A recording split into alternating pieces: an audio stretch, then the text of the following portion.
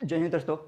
तो देखिए, आज हम आ गए हैं पार्ट 3 में आ गए हैं। आज जो हमारा टॉपिक है उस टॉपिक का नाम हम पार्ट 2 के अंत में बता दिए थे। नाम क्या है? न्यूमेरिकल। आज के टॉपिक का नाम क्या है दोस्तों? न्यूमेरिकल।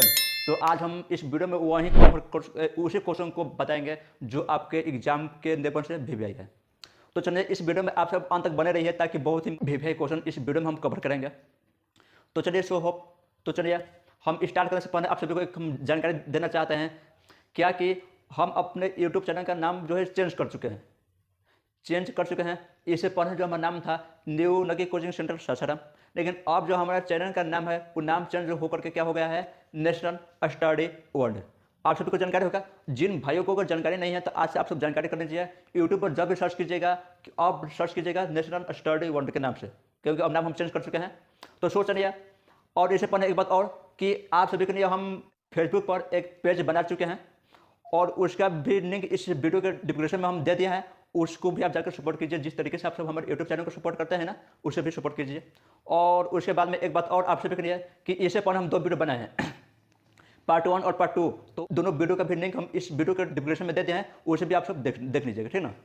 तो चलिए, यहाँ तक आपको समझ में एक पार्ट 2 में हम बताए थे COP। आज हम क्वेश्चन को समझ लेते हैं, ठीक ना। क्वेश्चन क्या कहता है?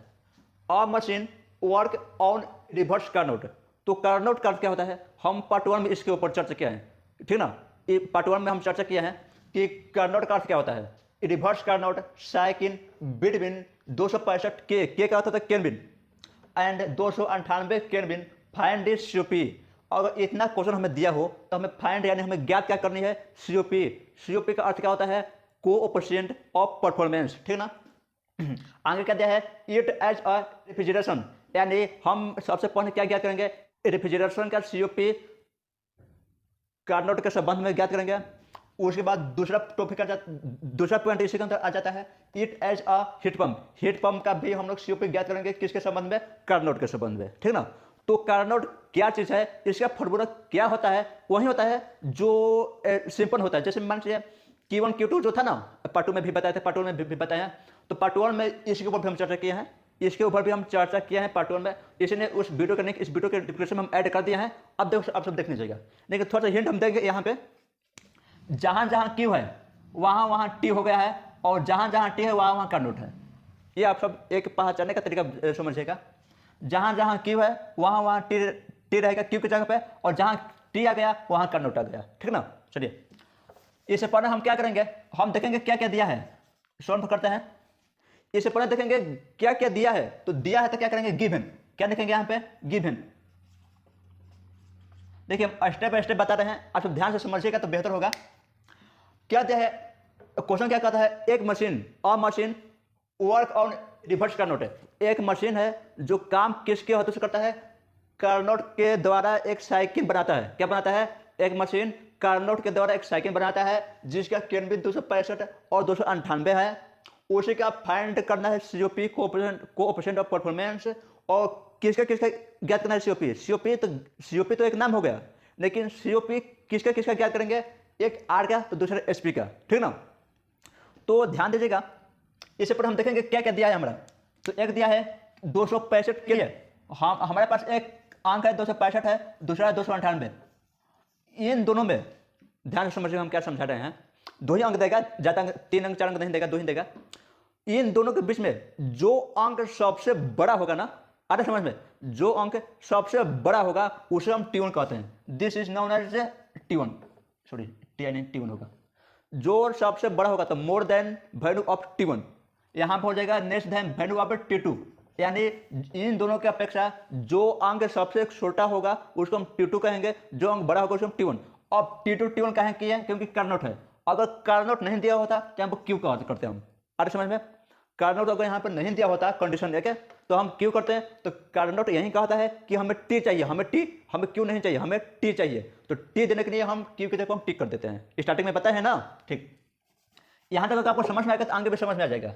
तो यहाँ पर हम कर देंगे T1 बराबर 298 के हो जाएगा, क्योंकि 298 बड़ा है और जो बड़ा है वो T1 हो जाता है, और जो छोटा होता है उसे T2 कहते हैं। T2 बराबर 265 के। यहाँ तक ध्यान दीजिएगा, बहुत ही मजा आने वाली है। मस्ती के साथ समझिए, दिमाग के ऊपर प्रेशर मत लीजिए। प्रेशर लीजिएगा तो समझ में नहीं आएगा। अरे समझ में। तो इस क्वेश्चन को हम मस्ती के साथ समझेंगे, मस्ती भी करिए, पढ़ाई भी कीजिए, तब जाकर के आनंद आएगा। सपोज कीजिएगा कि यहाँ पर T1 है, तो T1 तो है, T2 भी आ गया। अब हमें ज्ञात क्या कर, अब यहाँ पर हम वही कंडीशन लिखेंगे जो क्वेश्चन में दिया है। क्वेश्चन में क्या दिया है, machine work on reverse Carnot. तो यहाँ पर हम क्या लिख देंगे, मशीन, यानी यहाँ पर हम लिखेंगे इसने कि दिखाने के लिए कि मान लीजिए मशीन जो है किसके द्वारा काम कर रही है, कर्नल के द्वारा या नहीं कर रही है, वही लिखते हैं यहाँ पे। तो लिख देंगे मशीन वर्क, यानी मशीन जो काम करता है, machine work on reverse Carnot, reverse Carnot. आ रहा समझ में यहाँ तक? अगर यहाँ तक समझ में आएगा तो आगे भी समझ में आ जाएगा।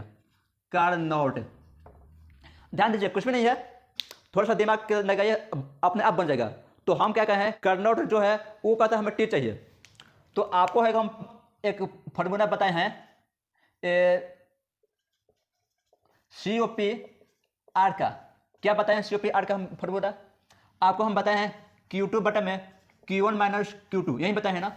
और हाँ पे हैं जब जब कार्नोट पूछेगा तब तक Q के जगह T हो जाता है, तो यानी ये चेंज होकर के क्या हो जाएगा, T2 बटा में T1 माइनस T2, ये होता है क्या, यही हो जाएगा।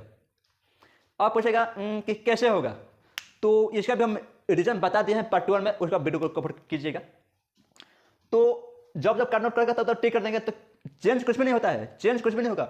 चेंज क्या होगा, जहां जहां Q है ना तहां तहां टी। देखिए Q2 है तो T2 हो गया, Q1 है तो T1 हो गया, माइनस का माइनस हो गया, और Q2 का T2 हो गया, बस Q के ऊपर T हो जाता है और बाकी कुछ चेंज नहीं होता है। अब इसके बाद हम आगे देखेंगे, तो आगे आप लिखेंगे, फर्स्ट क्वेश्चन बनाइए आप, फर्स्ट को हम बनाएंगे तो लिखेंगे COP/R, coefficient of performance, R किसका फॉर्मूला लिखेंगे हमें, रिवर्स कार्नोट, यानी क्या लिखेंगे, रिवर्स शॉर्ट में लिख दीजिए और यहाँ पर लिख दीजिए कार्नोट, ठीक है ना, कार्नोट। ध्यान दीजिए COP/R रिवर्स कार्नोट बराबर क्या होती है, T2 बटा में T1 माइनस T2, यही होता है क्या, T2 बटा में T1 माइनस T2 होता है कार्नोट की अपेक्षा। तो यहाँ पर कार्नोट पूछा है, अब कुछ नहीं, अब T1 जहाँ है T1 का मान रखिए, T2 जहाँ है T2 का मान रखिए, और आपका क्वेश्चन बन गया। चलिए यहाँ पकड़ दीजिए, T2 कितना दिया है, 265, T2 कितना दिया है, 265, अब बटा में T1 कितना दिया है, 298 दिया है, 298 माइनस 265 है, घटेगा तो कितना होगा दोस्तों, 265 तो ऊपर हो नहीं जाएगा हमारा 33 है, नीचे घटेगा तो 33, और कटेगा तो क्या होगा, कटेगा तो हो जाएगा दोस्तों हमारा 8.03। देखिए COP/R रिवर्स कार्नोट हमारा कितना गया, 8.03, कितना गया, 8.03। तो सो यहाँ पर हम लिख सकते हैं COP/R रिवर्स कार्नोट, RC का मतलब क्या होगा, रिवर्स कार्नोट बराबर आ गया 8.03, ये हो गया ना। चलिए यहाँ तक हम क्वेश्चन बंद कर देते हैं इसको। इसका जो है ना, इसका यूनिट नहीं होती है, इसका क्या नहीं होती है, यूनिट नहीं होती है, ये ध्यान दीजिएगा, COP का यूनिट नहीं होती है। तो यहाँ पर हम क्या लिख देंगे, यूनिटनेस, क्या लिख देंगे यहाँ पर, यूनिटनेस, ठीक ना, इसका यूनिट नहीं होती है। तो सो आपको यहाँ तक समझ में आता होगा। अब हम दूसरा क्या करेंगे कि heat pump COP heat pump का क्या होगा, तो वही है, कुछ भी चेंज नहीं होगा, Q के जगह T के जगह Q वही होगा। तो चलिए यहाँ पर हम आपको HP का लिख करके बताते हैं, HP क्या होता है, फॉर्मूला ऑफ COP/HP क्या होगा बताइए, COP/HP coefficient of performance heat pump का फॉर्मूला क्या होता है, Q1 बटा में Q1 माइनस Q2, यही होता है ना। तो हम पर जब कार्नोट पूछेगा तब तो Q के जगह T हो जाता है, तो T1 बटा में T1 माइनस T2, यही होता है ना। तो चलिए इसको हम कवर करते हैं, क्वेश्चन दूसरा है इसी के अंदर। तो ध्यान दीजिएगा यहाँ पे COP/HP रिवर्स कार्नोट क्या होता है, T1 बटा में T2 माइनस T1 बटा में T1 माइनस T2, यही होता है ना। यहाँ ध्यान दीजिएगा T1 कितना दिया है, 298, सब यहीं से बनेगा, कहीं चेंज नहीं होगा, ठीक है ना, सब यहीं से बनेगा। यहाँ ध्यान दीजिएगा T2 जो दिया है 298 बटा में T1, हाँ T1 माइनस, तो 298 माइनस 265, यही होगा 298, यहाँ पे हो गया, घटेगा तो ये कीजिए, ये घटेगा तो कितना बचेगा, 33 है, तो जब कटाएंगे तो कितना हो जाएगा 9.03, क्या होगा 9.03। और यहाँ पर हो जाएगा हमारा COPHP का कार्नोट फॉर्मूला क्या हो जाएगा, कार्नोट। यहाँ पर कार्नोट पे आप देख सकते हैं केवल कार्नोट, दिक्कत नहीं है। तो COPHP कार्नोट बराबर हो जाएगा हमारा 9.03। अब ध्यान दीजिए, यहाँ पर हमारा इसका भी यूनिट नहीं होती है, इसका भी क्या नहीं होती है, यूनिट नहीं होती है। ये हमारा हो गया आंसर। और इसका भी यूनिट नहीं होती है तो यूनिट नहीं लिख देंगे, और ये भी हो गया हमारा आंसर। अब ध्यान दीजिए, ये दोनों हमारा बन गया, दोनों हमारा क्या हो गया, बन गया। लेकिन दोनों तो हमारा बन गया, ठीक है, लेकिन यहाँ पर देखिएगा COPR का मान 8.03 आया है ना, और COPHP का मान कितना आया है, 9.03। COPHP का मान कितना आया है, 9.03। और इससे पहले जो हम ये पार्ट 2 का जो वीडियो पार्ट 2 के वीडियो में हम आपको बताए हैं क्या, कि COPHP जो है इसके अपेक्षा ये ज़्यादा होता है। और कितना ज़्यादा, क्यों एक ज़्यादा होता है, ज़्यादा नहीं, क्यों एक अंक ज़्यादा होता है। और समझ में ना, तो यहाँ पर भी आपको प्रूफ हो गया होगा कि 8.03 इसका आया है और 9.03। अगर इसका 12.03 आता तो इसका 13 आ जाता, इसका 14 तो इसका 15, क्योंकि एक अंक इसका यानी एक स्टेप ये आगे रहता है SP, और एक स्टेप ये कम होता है SP की अपेक्षा। तो चलिए आप सबको यहाँ तक समझ में आ गया होगा। एक ध्यान दीजिए, एक टॉपिक के ऊपर हमें एक बात बताना है क्या, कि देखिए इसको हम ये देखिए यहाँ तक तो आपको समझ में आ गया होगा यहाँ तक। अब हम आगे क्या करेंगे, चलिए इसको हम कर देते हैं रफ। अभी ये तो हो गया। अब ध्यान दीजिए आगे क्या होगा। सपोज कीजिए कि यहाँ पे जो हम पार्ट 2 में हम एक कंडीशन बताए थे, COPHP बराबर था 1 - COPR। ये आपको याद होगा, ये आपको याद होगा फॉर्मूला, हम पार्ट 2 में बताए थे। तो यहाँ से अगर हमें COP, ध्यान दीजिए, हम जो यहाँ पे जो COPHP हम ज्ञात किए थे ना, अगर वहाँ से ना ज्ञात करके यहाँ से भी आप ज्ञात कर सकते हैं। अगर आपके पास COPR का मान दे दिया हो या COPHP का मान दे दिया, कोई एक का मान, अगर इन दोनों में से कोई एक अगर आपके पास मान आ गया है तो आप यहाँ से भी आप ज्ञात कर सकते हैं। खैर हम तो इसी के ऊपर दोनों को ज्ञात कर स्टेप के ऊपर, लेकिन यहाँ से देखिएगा COPR का मान हमारा आ गया है, क्या आ गया है, 8.03, यानी इसके बराबर इतना है 8.03। तो क्या यहाँ पे हम 8.03 लिख देंगे, आप कहेंगे हाँ। अब ध्यान दीजिए,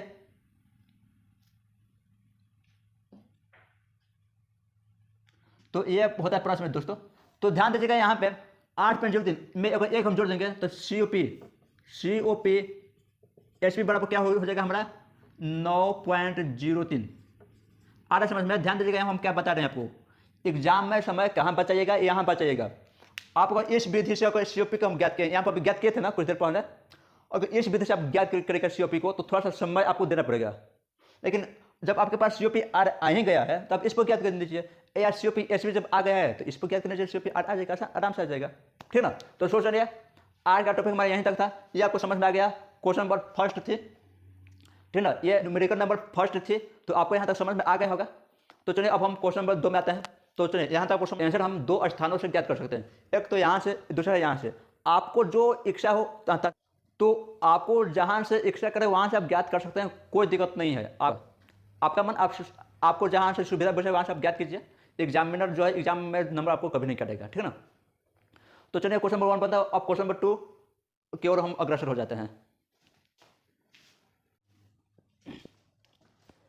जय हिंद। तो देखिए आज का जो हमारा टॉपिक है उस टॉपिक का नाम क्या है, न्यूमेरिकल नंबर 2 क्या है, दूसरा आज हम बनाएंगे 5th सेम RSC पार्ट 3। तो यहाँ पर आप देखिएगा कि क्वेश्चन क्या दिया है, refrigeration working on reverse Carnot cycle between -10 degree Celsius and 27 degree Celsius, find it COP। यहाँ पर यह कह रहा है कि जो फ्रिज है वो वर्क तो कर रहा है, फ्रिज जो है वर्क कर रहा है रिवर्स कार्नोट पर। कौन से सेकंड पर, फ्रिज जो है वर्क कर रहा है रिवर्स कार्नोट के सेकंड पर। उसके बीच का जो तापमान है, उसके बीच का जो सेल्सियस है -10 डिग्री और 27 डिग्री है। आगे दे दिया है फाइंड इट COP। तो COP ज्ञात कीजिए। COP का फुल फॉर्म क्या होगा, कोएफिशिएंट ऑफ परफॉर्मेंस। क्या होता है दोस्तों, कोएफिशिएंट ऑफ परफॉर्मेंस। तो चलिए हम COP का तो फुल फॉर्म जान गए।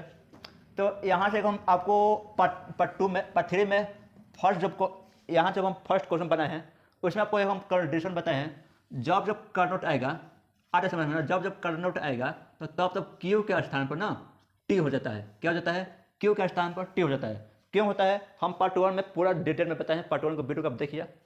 तो कार्नोट क्या कहता है कि हमें क्यू नहीं चाहिए, हमें टी चाहिए, तो इसीलिए उसको हम टी देते हैं, क्यू के स्थान पर टी देते हैं। बाकी चेंज कुछ भी नहीं होता है, क्यों टी होता है।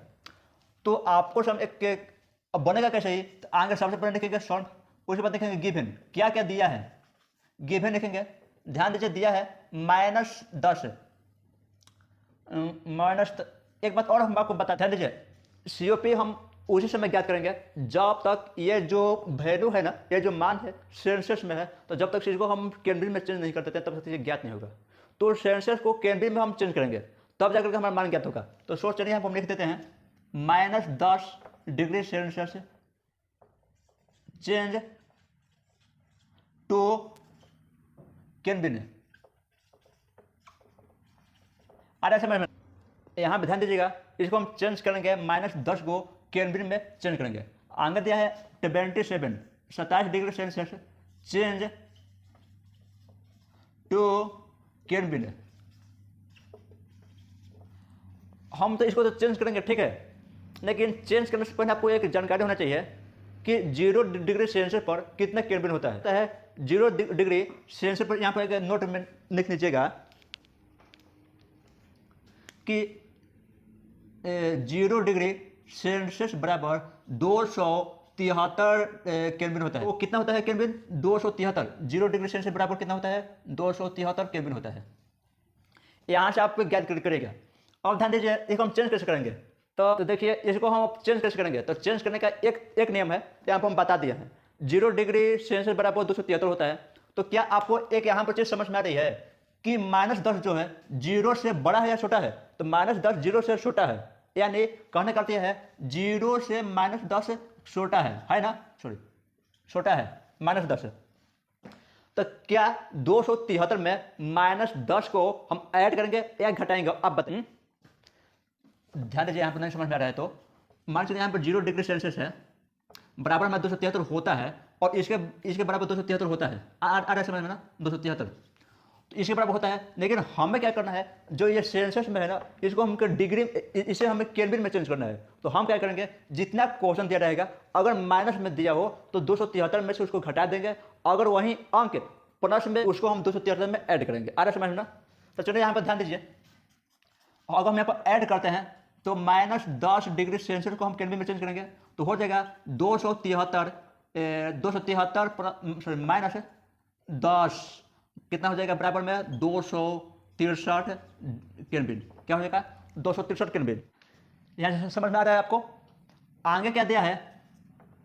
27 डिग्री सेल्सियस चेंज करेंगे हम केल्विन में, तो क्या करेंगे, 0 डिग्री बराबर 273 तो होता है, तो 273 और प्लस कर देंगे 27, तो कितना हो जाएगा 300 केल्विन। यही देखो ना, हम कुछ नहीं, इसको चेंज करने का तरीका क्या है, सेल्सियस को केल्विन में चेंज कैसे करते हैं, हमें एक कंडीशन याद होना चाहिए, क्या कि 0 डिग्री सेल्सियस बराबर 273 केल्विन होता है। तो जब 0 डिग्री बराबर 273 होता है तो 0 से कम यानी जो माइनस में अंक होगा उसको 273 में हम घटा देंगे, और 0 से अधिक जो प्लस में अंक होगा उसको उसमें ऐड कर देंगे। आधे समय में ना, तो चलिए वही हम यहाँ पर काम किया है। अब हम क्वेश्चन नंबर फर्स्ट में आपको बताए थे कि जो अंक बड़ा है उसको हम T1 कहते हैं, और जो अंक केल्विन में हो तब केल्विन में हो, और जो अंक बड़ा है उसको हम T1, और जो अंक छोटा है उसको हम T2 कहते हैं। तो ये बड़ा है क्या और ये छोटा है, तो यहाँ से हमें ज्ञात हो जाएगा एक पॉइंट और, क्या होगा कि T1 बराबर 300 केल्विन और T2 बराबर 263 केल्विन। यहाँ से ज्ञात हो गया आपको। इसको क्वेश्चन में बंद कर दीजिए, मेन पॉइंट है ना, मेन पॉइंट को डब्बे में बंद कर दीजिए, क्वेश्चन में घेर दीजिए इसको। यहाँ से मैं ये दो ज्ञात हो गया। अब हमारा क्या पूछा है कि फाइंड COP, किस रेफ्रिजरेशन का COP पूछा है, किस स्थिति में, कार्नोट में। तो सिंपल फॉर्मूला क्या होता है, साधारण फॉर्मूला COP क्या होता है, R बराबर COP, R का मान क्या होता है Q2 बटा में Q1 माइनस Q2, यही होता है ना। तो हमें क्या पूछा, कार्नोट, तो कार्नोट क्या कहता है, Q की जगह पर T हो जाता है, तो ये हो जाएगा COP R बराबर T2 बटा में T1 माइनस T2, ये क्या में हो गया, COPR कार्नोट में हो गया, ठीक ना, कार्नोट लिख देते हैं भाई में से, कार्नोट, ये कार्नोट का हो गया फॉर्मूला T2 बटा में T1 माइनस T2। अब यही फॉर्मूला यहाँ पर लिखिए, देखिए क्या लिखते हैं, COPR कार्नोट, ठीक है ना, कार्नोट बराबर T2 बटा में T1 माइनस T2 हो जाएगा। T2 कितना दिया है, 263 बटा में T1 कितना दिया है, 300 दिया है ना, 300 माइनस 263। अब ध्यान दीजिए,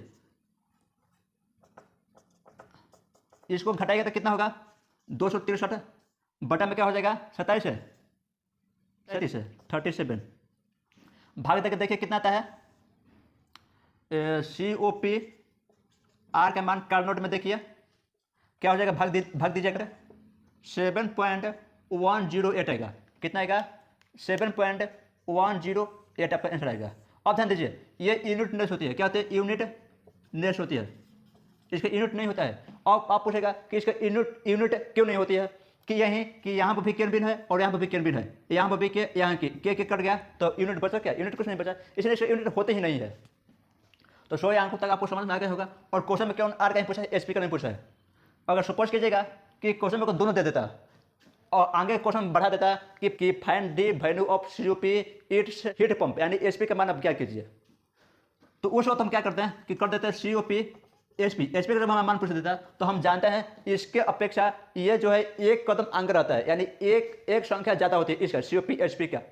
तो इसका आंसर क्या हो जाएगा, 7.108 में अगर एक हम जोड़ देते हैं तो ये हमारा इसका मान ज्ञात हो जाएगा, ठीक है ना, 8.108 ये हम इसका मान ज्ञात हो गया। इस स्थिति से ज्ञात किया है ना कि COP इसमें एक जोड़ दिए हैं। आपको समझ में नहीं आता होगा कि एक क्यों जुड़े हैं, तो देख यहाँ पर ध्यान दे दीजिए, आपको यह भी समझ में आ जाएगा हम एक क्यों जुड़े हैं।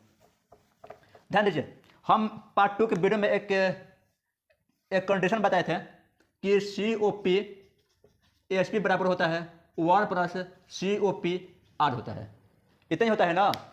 तो हमारा COP चाहिए, COP एसपी चाहिए, तो COP एसपी बराबर 1 प्लस COPR का मान कितना गया है, 7.108 यही आया है ना।